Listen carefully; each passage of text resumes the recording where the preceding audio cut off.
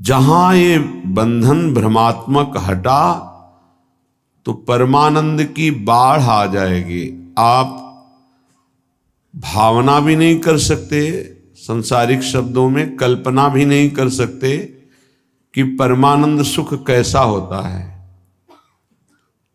क्योंकि जितनी भी रची हुई सृष्टि वो ब्रह्मा के द्वारा रची हुई है। ब्रह्मा के द्वारा रची हुई संपूर्ण सृष्टि त्रिगुणात्मिका माया है। यहां परमानंद की कहीं कोई अनुभूति की बात ही नहीं है। जब तक विषयानंद का त्याग नहीं होगा तब तक परमानंद की अनुभूति नहीं होगी। जब तक ज्ञान नहीं होगा तब तक विषयानंद का त्याग नहीं होगा, या प्रेम नहीं होगा तब तक विषयानंद का त्याग नहीं होगा। बड़ा कठिन है मन और इंद्रियों को प्रभु में लगाना। बातें बना लेना, प्रवचन कर लेना, प्रवचन सुन लेना, वाहवाही इकट्ठा कर लेना, खूब धन एकत्रित कर लेना, खूब नाना प्रकार के भोगों को भोगना, ये कोई खास बात नहीं है। ये स्वाप्निक है, ये एक अच्छा स्वप्न है, लेकिन जब जगेंगे तो खाली हाथ होंगे। स्वप्न का कोई भी वैभव, भोग, सामग्री, परिवार जागृत होने पर कुछ नहीं होता, कुछ नहीं, 100% झूठा। ऐसे ही ये जो ब्रह्मा के द्वारा रचा हुआ संपूर्ण संसार है, जब आप भगवदानंद का जरा भी अनुभव करेंगे तो जेहि जाने जग जाए हेराई, जागे जथा स्वप्न भ्रम जाई। जिस परमात्म तत्व को जान लेने के बाद संसार ऐसे गायब हो जाता है जैसे स्वप्न में नाना प्रकार के पदार्थ, अनुकूल प्रतिकूल, व्यक्ति अनुकूल प्रतिकूल देखा, पर जब जगे तो कुछ नहीं था। उमा कहूँ मैं अनुभव अपना, सत हरि भजन जगत सब सपना। ये स्वाप्निक पूरा का पूरा जितना ब्रह्मा ने रचाया, आ ब्रह्म स्तंभ पर्यंतम सर्वम मायामयम जगत, सत्यम सत्यम पुनः सत्यम हरेर्नामयु केवलम। तिनके से लेकर ब्रह्मलोक तक जितना कुछ है ये सब जादू का तमाशा है, माया है।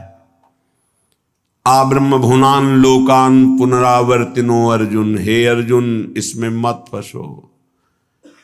ये सब बार बार जन्म मरण का चक्र बढ़ाने वाले हैं, मिटाने वाले नहीं हैं। यहां से लेकर ब्रह्मलोक तक एकमात्र सच्चिदानंद में वृत्ति लगा दे, चाहे गृहस्थ हो या विरक्त हो, अपने अपने धर्म का पालन करते हुए वृत्ति को नाम में लगाना है, नाम में जीवन करना है।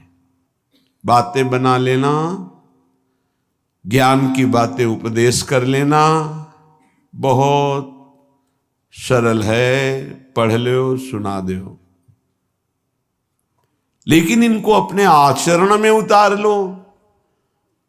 सोई महात्मा, चाहे वो गृहस्थ हो या विरक्त हो, शास्त्र की आज्ञा के अनुसार अपने अंतःकरण को चलाना ये महात्मा का लक्षण है। मन और इंद्रियों को स्वतंत्र रूप से भोगों में छोड़ देना ये विषयी पुरुष का लक्षण है। प्रायः बहुत संभालने पर भी, बहुत वर्षों तक इनको संयम में रखने पर भी कभी अहंकार ना कर ले कि मैं संयमी हो गया, मैं जितेंद्रिय हो गया। जब तक प्रभु का मिलन ना हो जाए तब तक मन और इंद्रिय पर विश्वास न करे कि मैं अमुक भोगों का विजयी हूं, त्यागी हूं। नहीं, कभी भी फिसल सकते हो। इसलिए आजीवन भगवत मार्ग के पथिक सावधान रह करके कभी गर्व नहीं कि मैं जितेंद्रिय हो गया, मैं मनोनिग्रही हो गया, मेरा क्या माया बिगाड़ सकती। नहीं, शिव विरंचिका मोहई को है बपुराण। और कौन बेचारा माया से युद्ध कर सकता है जब ये बड़े बड़े, तो क्या करें, बड़े मत बनो, छोटे बन जाओ। दैन्य हो जाओ तृणादपि सुनीचेन, कोई नहीं तुमसे प्रश्न करेगा, न माया न भगवान। प्रश्न करते हैं जिनको बहुत अभिमान है कि हम जितेंद्री हैं, हम मनोनिग्रही हैं, हम बड़े भजनानंदी हैं, तो प्रश्न हो जाता है ये देखो, दो इसका उत्तर। और यदि छोटे बन जाओ, तृणादपि सुनीचेन तरोर्यु सहिष्णुना, वृक्ष के समान सहनशील, तिनके के समान नीच, दूसरों को मान देते हुए स्वयं अमानी, कीर्तनीय सदा हरि, ऐसा भक्त निरंतर भजन परायण रहता है, उसकी इंद्रियां चंचल होती ही नहीं, क्योंकि भगवत कृपा से वो शांत हो जाती हैं। ये रहस्य को समझिए। अमानिना मान देन कीर्तनीय सदा हरि। यदि आप अपने में थोड़ा भी सद्गुण का अभिमान करेंगे तो माया प्रश्न कर देगी। माया के प्रश्न का उत्तर देना केवल भगवान के कृपा पात्र की ही क्षमता है, दूसरे की नहीं। श्रीपाद कह रहे हैं कि हे हरि कहाँ जाऊं, क्या करूं, ये इंद्रिया ये मन मेरे वश में नहीं है, और बिना इनके वश में हुए भगवत प्राप्ति नहीं होती। प्रविशति सदा दोष निचय, ये सदैव दोष वाले कार्य में ही लगी रहती हैं, पापाचरण कराने के लिए प्रेरित करती रहती हैं। ये इंद्रियां, ये देख लो, ये खा लो, ये सूंघ लो, ये भोग लो, ये छू लो, नाना प्रकार से शब्द स्पर्श रूप रस गंध। एक उपाय मुझे समझ में आया है, श्रीपाद प्रबोधानंद जी कह रहे हैं, मुझे एक उपाय समझ में आ रहा है कि यदि वृंदावन धाम का अनन्य भाव से आश्रय ले लिया जाए तो सब ठीक कर देगा।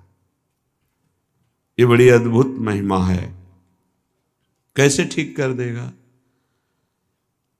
जब आप श्री धाम वृंदावन का आश्रय लेंगे तो वृंदावन आपको किसी महापुरुष से मिला देगा। महापुरुषों का दर्शन, संभाषण, उपदेश अमोघस्य। जैसे भगवान का बाण कभी लक्ष्य वेदे बिना वापस नहीं लौटता, जिमि अमोघ रघुपति कर बाना, ऐसे ही जिसको भगवत प्रेमी महात्माओं का संग मिल गया तो देवर्षि नारद जी कहते हैं अमोघस्य, पर शर्त है अगम्यो, उनका निर्वाह कर पाना कठिन है। 4 दिन श्रद्धा तो कोई भी रख सकता है, लेकिन आजीवन उन पर कभी दोष दर्शन न हो, उनकी आज्ञा का उल्लंघन न हो, धैर्यपूर्वक उनके आश्रित बने रहो। वो प्रभु के द्वारा आपका संबंध कराया गया है। जो हम किसी महापुरुष से मिलते हैं ये हमारे सुकृत नहीं है, ये हरि कृपा है। जो प्रभु मोहि अनुग्रह कीन्हा, तो तुम आई दर्श हठ दीन्हा। भगवत अनुग्रह से भगवत प्रेमी महात्माओं का संग मिलता है। भगवत प्रेमी महात्माओं के संग से हमारे दुष्संग का नाश हो जाता है।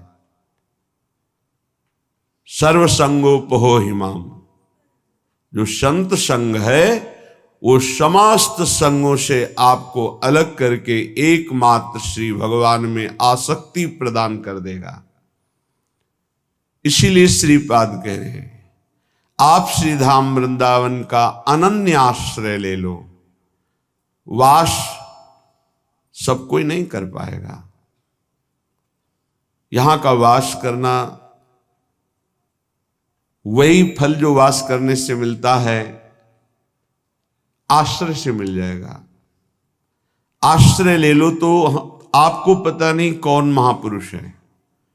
संत महापुरुषों की पहचान केवल भगवान जानते हैं या उसी कोटि का महापुरुष हो तो जानते हैं, अन्यथा नहीं। तो श्रीधाम वृंदावन महापुरुषों की खेती है। जैसे गन्ने की खेती एक से एक गन्ना।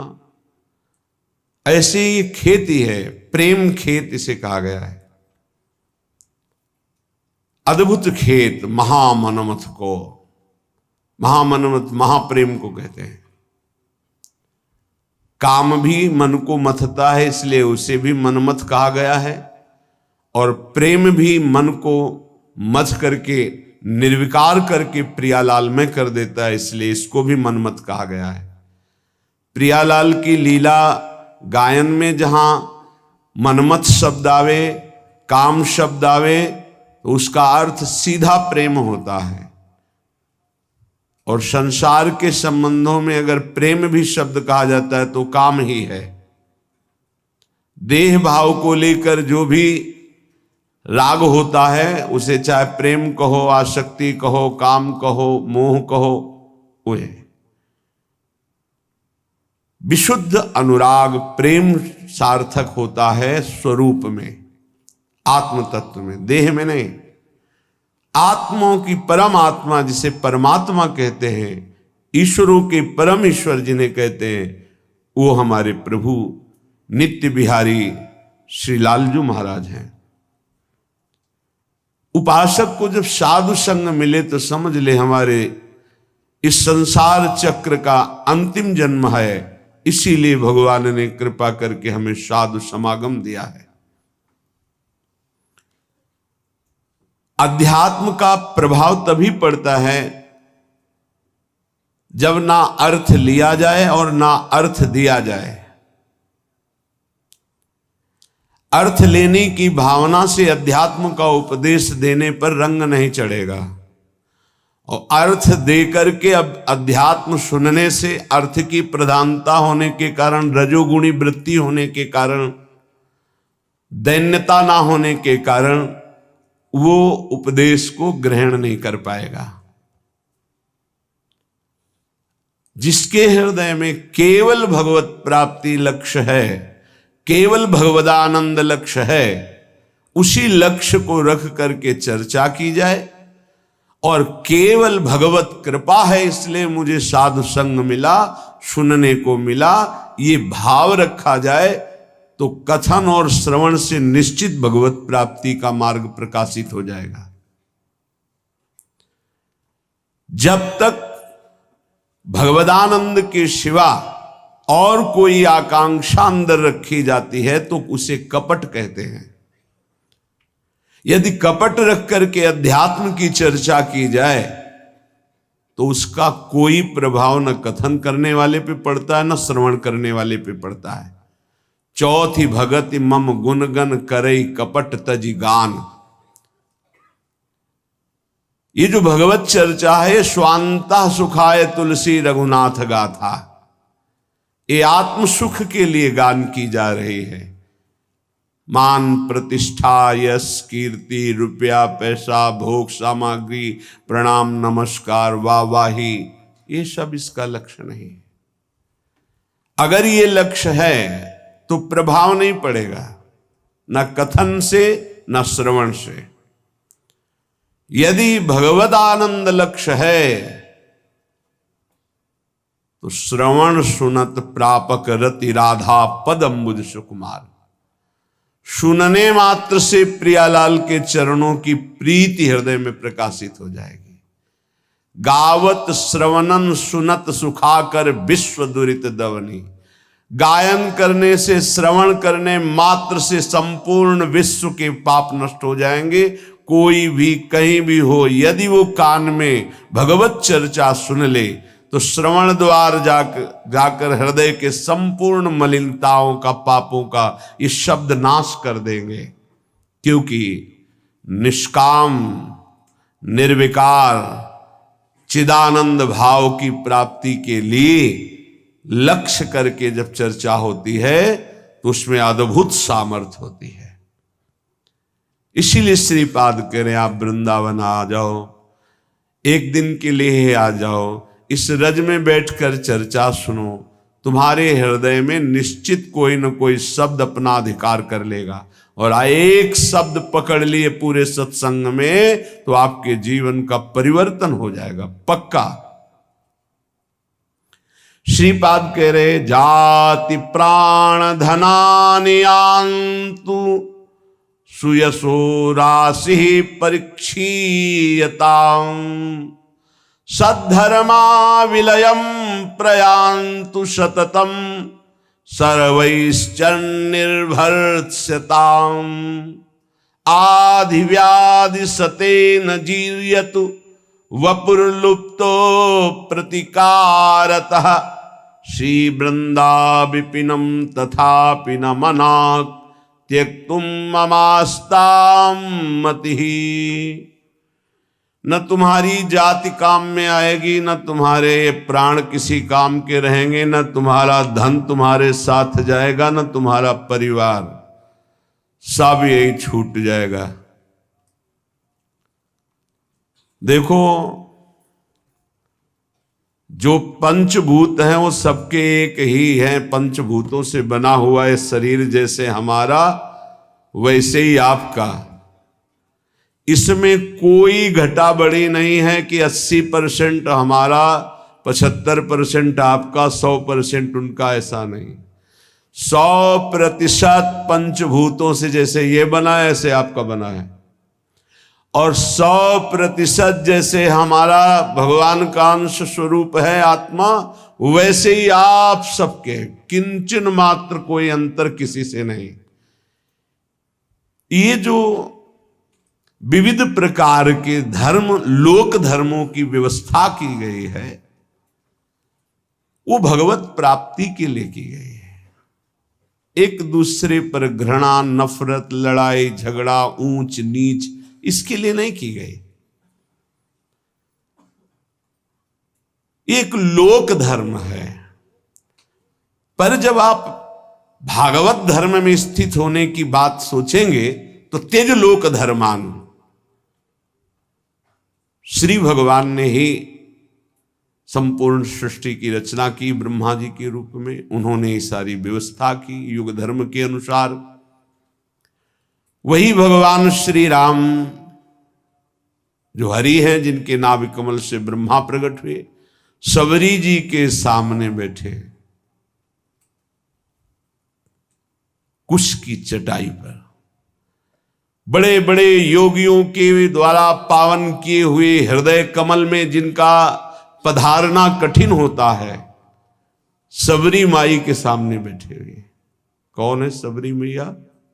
सब दंडकारण्य के ऋषि, बड़ा ऐसा मतंग ऋषि, सबरी की भावना को पहचाना और अपने पास में कुटिया बनाई और कहा, बेटा तुम निश्चिंत होकर यहां भजन करो।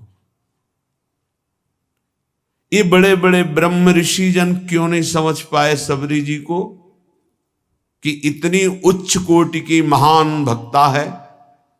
क्योंकि उन्हें अपने ब्रह्मणत्व का, अपने तप का, अपने साधन का ब्रह्मणत्व है।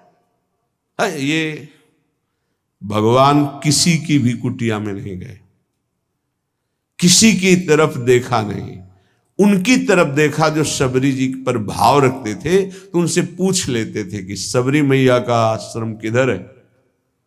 संभाषण कर लिया, देख लिया, आश्रम किसी के नहीं। और जो ऐसा सोचते थे कि मैं तो इतने 1000 वर्ष से तप कर रहा हूं, भगवान तो मेरे यहां आएंगे ही, भगवान ने देखा भी नहीं, संभाषण भी नहीं किया। आश्चर्य है, भगवान सबरी जी के सामने कुशासन में बैठे हुए।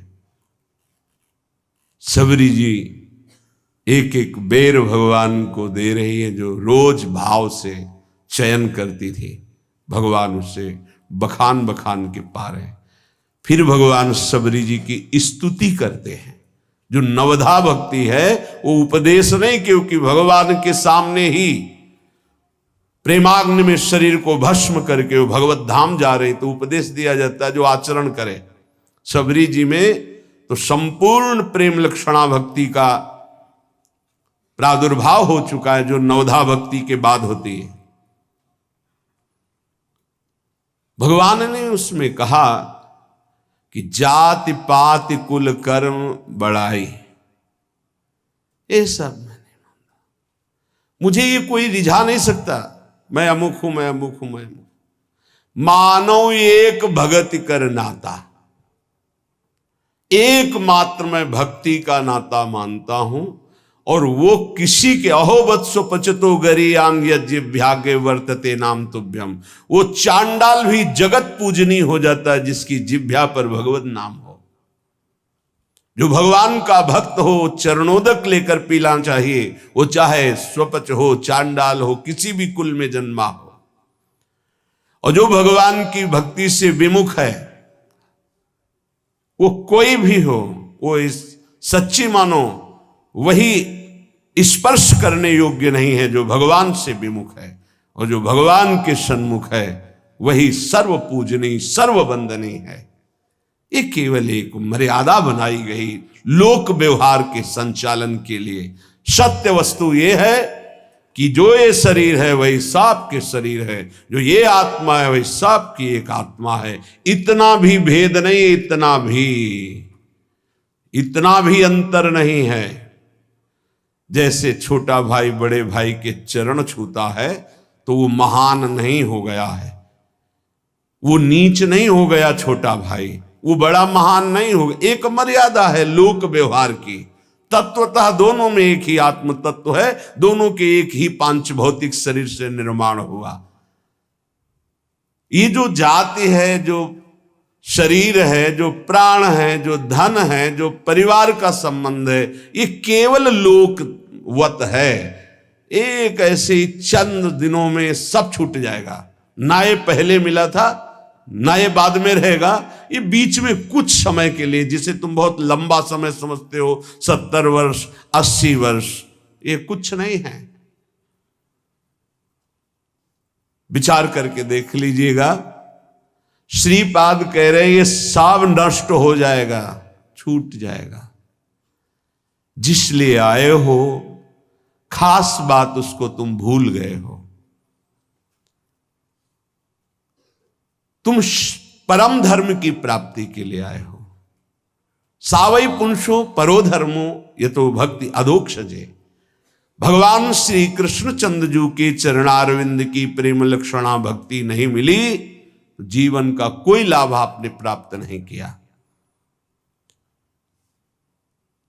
यदि आपको भगवत नाम जप, भगवत लीला गुणानुवाद, भगवत धाम आश्रयवास, भगवत प्रेमी महात्माओं का संग मिल गया तो अब आपके कल्याण में, परम पद की प्राप्ति में कोई संशय नहीं है।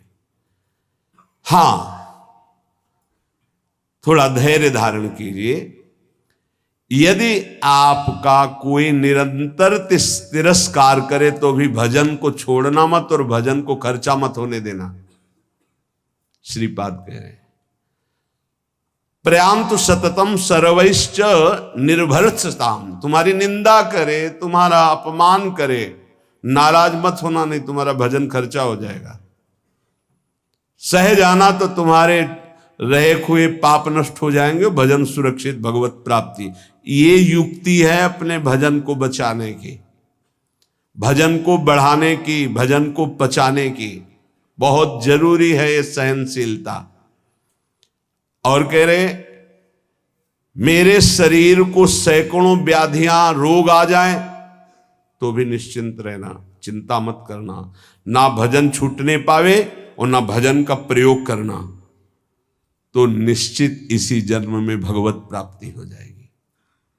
होता क्या है, 2-4 माला जपा, जहां समस्याएं आई तो भजन भी छूटा और संकल्प भी बना दिया कि प्रभु जो कुछ भी भजन साधन हुआ ये हमारी कामना पूर्ण हो जाए। अगर उसके समान भजन है तो हो जाएगी, नहीं है तो फिर नहीं होगी, तो आस्तिकता भी आपकी नष्ट हो जाएगी।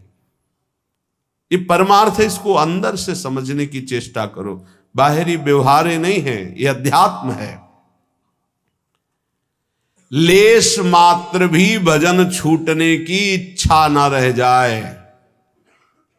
ये कैसे होता है? जब भजन से बढ़कर कोई सुखद वस्तु लगती है, व्यक्ति लगता है, परिस्थिति लगती है, तो भजन छूट जाता है। ये आप बहुत धैर्यपूर्वक पकड़िए। भजन से बढ़कर जब कुछ लगेगा तभी छूटेगा भजन, नहीं छूटेगा। रक्षति संसार भयात् सदोष मप्य शेष देह भृद वृंदम वृंदावनमिति तेन प्रथितं तन्नोमि काननम किमपि।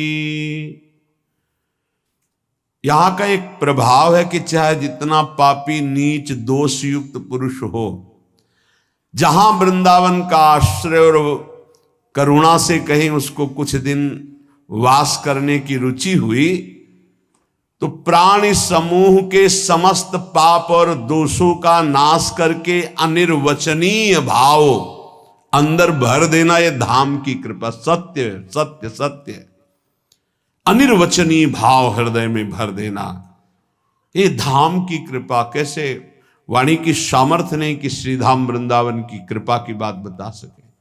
अपार असीम करुणा वरुणालय।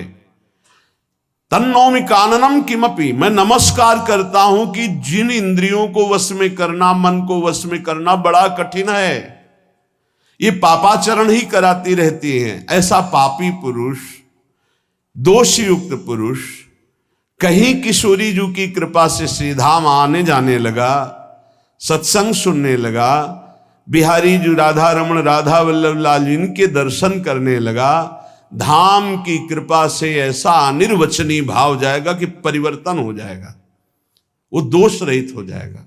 बड़ा आश्चर्य होता है। 30-30 वर्ष से व्यसन कर रहे हैं, मदिरा पीना, मांस खाना, व्यभिचार करना और आदि आदि, और वृंदावन से शब्द गया, मिले बाद में पहले निर्विकार हो गए। ये चमत्कार कैसा श्रीधाम वृंदावन का, कि भूमि में बोला गया शब्द गया और उसका परिवर्तन कर दिया। और जिसका शरीर वृंदावन आया, यहां की रज लगी, उसमें अनिर्वचनीय भाव आ जाए तो कौन से आश्चर्य की बात है।